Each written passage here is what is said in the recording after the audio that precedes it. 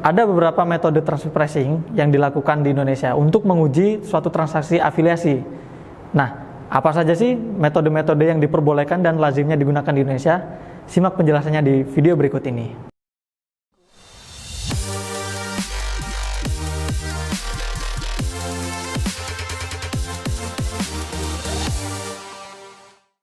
Halo, perkenalkan, nama saya Raka dari The Consulting.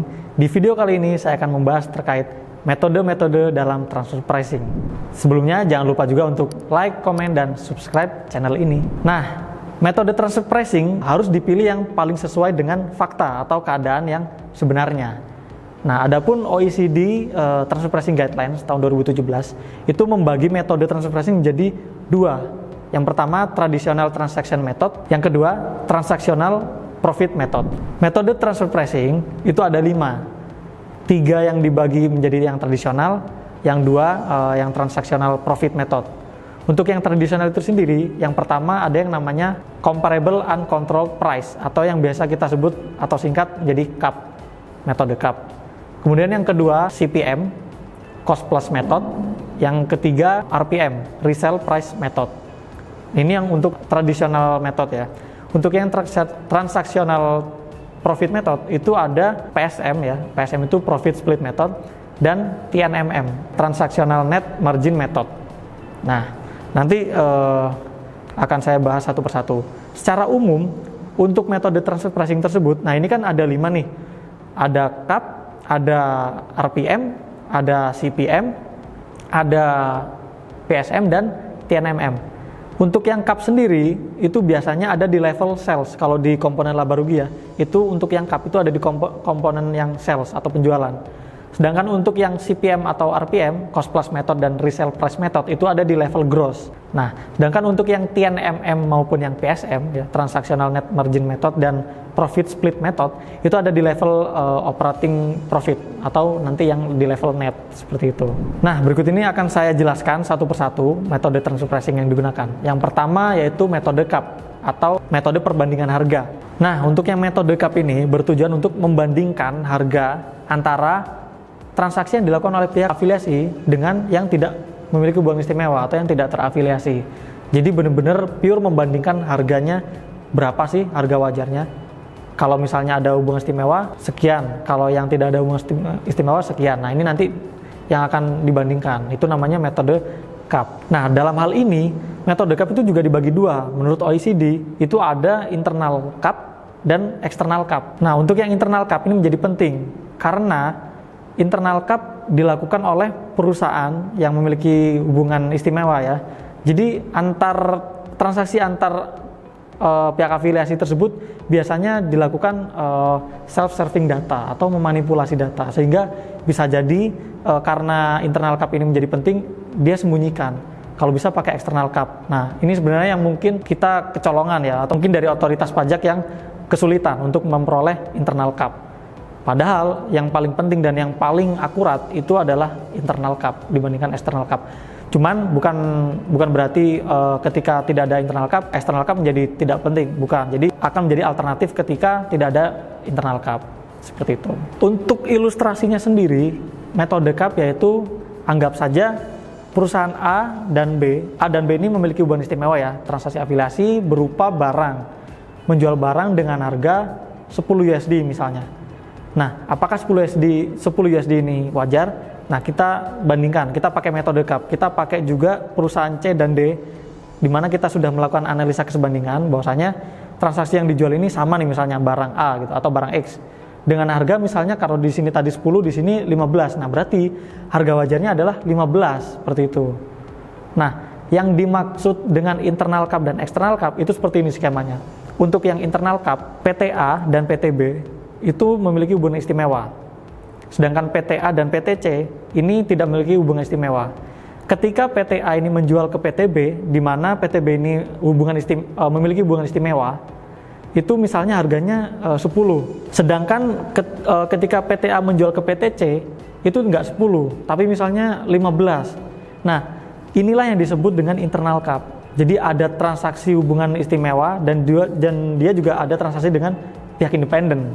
Sedangkan untuk yang external cap ini benar-benar kita mengesampingkan yang memiliki hubungan istimewa. Jadi A dan B tetap ada transaksi, tapi si A ini tidak memiliki transaksi hubungan dengan pihak independen. Jadi kita pakai independen dengan independen. Nah, ini yang dinamakan external cap.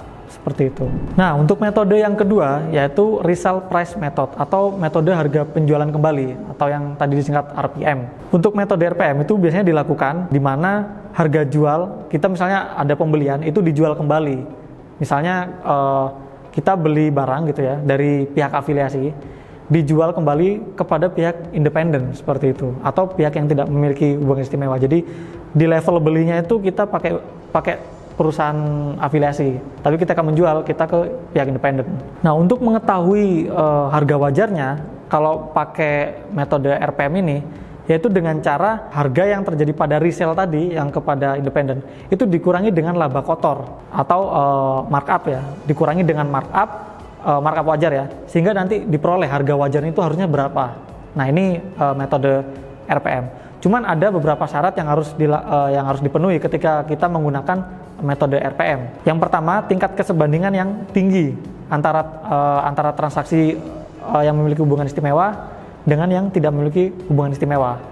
Dan yang kedua, pihak penjual ya dalam hal ini yang resale tadi itu tidak memiliki atau tidak memberikan nilai tambah yang signifikan atas barang yang dijual tadi. Nah, ini dua syarat yang harus kita penuhi ketika kita menggunakan metode RPM. Nah, untuk lebih mudahnya saya akan menjelaskan ilustrasi yang metode RPM ya. Di sini kita bisa melihat ada afiliasi, wajib pajak, dan independen. Nah, wajib pajak yang distributor ini membeli barang dari perusahaan afiliasinya, yaitu dengan harga 95 USD. Nah, nanti si WP ini, si distributor menjual ke pihak independen dengan harga 100. Dalam hal ini, gross profit margin pembandingnya, misal kita pakai metode ini udah dapat pembanding nih, ternyata gross profit marginnya 20% antara pihak independen, dan independen. Jadi caranya adalah gross profit margin itu gross profit yang 20% dibagi sales atau penjualan. Jadi 20% dikalikan 100 itu nanti dapatnya 20. 100 yang penjualan sales ya, sales yang 100 ini dikurangkan dengan 20 tadi, sehingga diperoleh COGS atau HPP-nya itu sebenarnya 80 bukan 95. Sedangkan distributor di sini WP ketika membeli dari pihak afiliasi itu 95, padahal harga wajarnya 80. Sehingga ada koreksi sebesar 15 USD. Nah, ini yang dinamakan metode RPM. Kita melihat harga wajarnya itu seperti ini. Nah, berikutnya metode yang ketiga yaitu biaya plus atau cost plus method atau yang disingkat CPM. Untuk metode yang CPM itu menentukan harga transfer dengan cara menambahkan laba kotor dari transaksi yang dilakukan antara perusahaan wajib pajak yang tidak terafiliasi yang sebanding terhadap biaya dalam transaksi afiliasi. Nah, untuk lebih jelasnya saya akan menjelaskan di ilustrasi berikut ini untuk yang metode CPM. Di sini ada wajib pajak yang memberikan jasa pemasaran kepada pihak afiliasi ya. Jadi dengan cost 100 USD. Tapi dia ngecas ke perusahaan afiliasinya itu 115. Nah, berarti kan ini ada markup sebesar 15 USD. Sedangkan dari yang independen memberikan jasa pemasaran ke independen juga, itu di sini diketahui gross markup-nya 20%, hanya 20% ya. Sehingga untuk mencarinya yaitu gross profit dibagi COGS atau HPP. Berarti 20% dibagi COGS-nya 100 USD, ketemu 20. Sehingga COGS tadi ditambahkan dengan gross markup pembanding yaitu 20%. Dalam hal ini 20 berarti harusnya HPP 100 USD ditambah dengan 20 USD, yaitu menjadi 120 USD. Nah, sedangkan di sini kan fee charge-nya yaitu 115, padahal yang wajar yaitu 120, sehingga ada koreksi positif sebesar 5 USD. Nah, kurang lebih untuk metode CPM seperti ini. Nah, kemudian yang keempat yaitu metode pembagian laba atau PSM, Profit Split Method. Untuk metode transfer pricing yang satu ini itu mengidentifikasi laba gabungan antar transaksi pihak yang memiliki hubungan istimewa yang dibagi oleh pihak yang memiliki hubungan istimewa tersebut menggunakan dasar yang wajar secara ekonomi. Nah, dalam hal ini untuk metode PSM itu sendiri dilaksanakan apabila hubungan antar pihak yang memiliki hubungan istimewa ini benar-benar terintegrasi. Jadi nggak bisa asal-asalan kita pakai metode ini. Jadi benar-benar harus terintegrasi. Maksudnya tidak ada aktivitas yang dilakukan secara terpisah, jadi benar-benar terintegrasi. Kalau ada yang terpisah berarti kita nggak memenuhi untuk nggak bisa menggunakan metode yang PSM ini. Syarat lainnya yaitu terdapat barang tidak berwujud yang unik. Ya, jadi clue-nya adalah terdapat suatu transaksi yang mungkin barang tidak berwujud yang unik. Sehingga untuk metode PSM di Indonesia sendiri juga masih sulit untuk digunakan, atau kita masih sulit mencari data pembandingnya yang wajar seperti apa, seperti itu. Dan yang terakhir, metode yang kelima yaitu TNMM atau metode laba bersih transaksional. Oke, untuk metode yang TNMM berikut ini yaitu membandingkan persentase laba bersih dari pihak afiliasi dengan pihak independen. Jadi yang kita uji yaitu ada di level net atau laba bersih. Singkatnya, untuk membandingkan laba transaksi antar pihak yang memiliki hubungan istimewa dengan yang tidak memiliki hubungan istimewa, kondisi ini tepat untuk ketika salah satu pihak yang terafiliasi itu memiliki kontribusi khusus. Selain itu juga salah satu pihak terafiliasi atau yang memiliki hubungan istimewa melakukan transaksi yang rumit, atau misalnya memiliki transaksi yang berhubungan satu sama lain. Intinya ketika kita nggak bisa pakai metode CAP, CPM, RPM, dan mungkin ini agak rumit, nah itu kita ujinya di level net. Nah, seperti yang saya katakan di awal tadi, untuk yang CAP itu komponen di laba ruginya kita menguji di level sales atau penjualan, CPM dan RPM di level gross.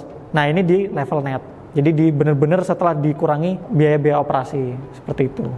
Nah, untuk lebih jelasnya, ini ada ilustrasi terkait metode TNMM. Di sini diketahui HPP-nya 100.000, biaya operasinya 30.000. PTA sebagai WP melakukan transaksi ke PTB, yaitu kontrak manufaktur, sebesar 136.500.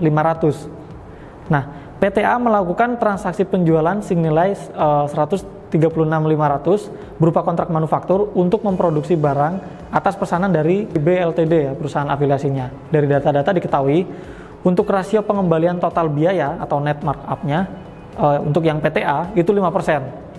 Sedangkan untuk yang PTB itu 7%. Nah, level net ini yang kita bandingkan laba bersih. Di sini kita bisa lihat ada WP, ada yang wajar dan yang koreksi. Untuk yang HPP ini masih sama 100, biaya operasinya 30.000 sehingga diperoleh 130.000. Yang membedakan yang kita uji adalah yang satu 5%, yang satu lagi 7%. Sehingga diperoleh laba yang satunya 6.500 dan 9.100. Nah, untuk nilai transaksi yang wajar antara PTA dan PTB yaitu 136.500 USD tadi ditambahkan dengan selisihnya yaitu 2.600, sehingga harga wajarnya harusnya yaitu 139.100. Nah, ini yang dinamakan metode TNMM atau membandingkan dari level laba bersih, seperti itu. Nah, itu dia yang bisa saya sampaikan terkait metode-metode dalam transfer pricing. Semoga bermanfaat dan jangan lupa juga untuk like, komen, dan subscribe channel ini. Terima kasih.